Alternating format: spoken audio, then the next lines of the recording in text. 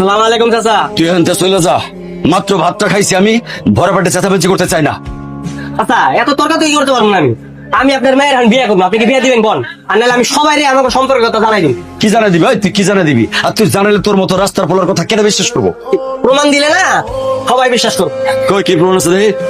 বাবা থামো না। তুই চুপ কর। কি হলো, চুপ করে আছিস কেন রে? দেন।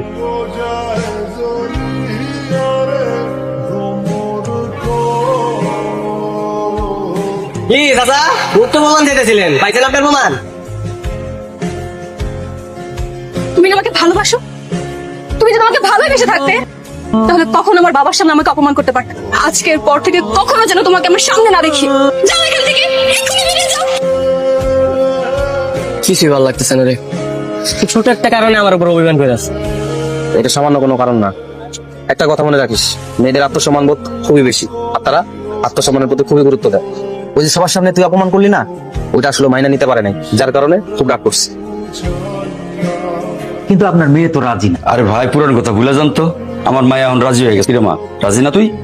তুমি যা ভালো মনে করো বাবা। আলহামদুলিল্লাহ। তাহলে তো হয়ে গেল। হ্যাঁ, ভাই থামেন।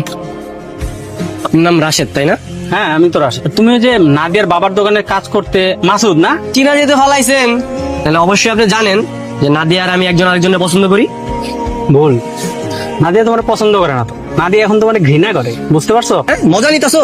কানের নিচে দুইটা দিলে না একবার বাপের নাম ভুলে যাওয়া। শোনো, সব জায়গায় মাস্তানি চলে না, মাস্তানি করতে এসো না, ঠিক আছে? এই কি করবি তুই? হ্যাঁ কি করবি? আমি ধরতো রে মা। হ্যাঁ? আজকের পর থেকে যেন বিয়ের নাম না ভুলা যাস, আর লাস্টে যা হইছে না তার থেকে খারাপ হইব। নাদিয়া, নাদিয়া, কি হয়েছে? আরে ওই যে বেয়াদবটা মাসুদ, সে রাশেদকে মেরেছে। কি বলছো এসব? রাশাদকে মেরেছে? হ্যাঁ, এক সপ্তাহের মধ্যে বিয়ের কাজ শেষ করতে চাই। ঠিক আছে বাবা, তুমি তাহলে বিয়ের ব্যবস্থা করে ফেলো। বন্ধু, আজকে নাদিয়ার বিয়ে, আজকে আমাদের এখানে আসা একদম ঠিক হয় না। ওর বাপে দেখলে অনেক বড় ঝামেলা হয়ে যাবো। চল আমরা চলে যাই। ভাই তুই আমার একটা কাজ করে দিতে পারবি?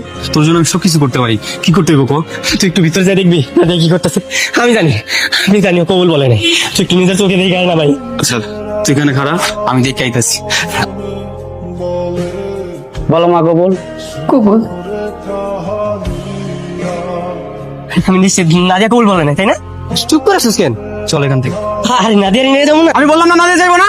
নাদিয়া বলা কবুল বলে ফেলাইস। কি নাদিয়া?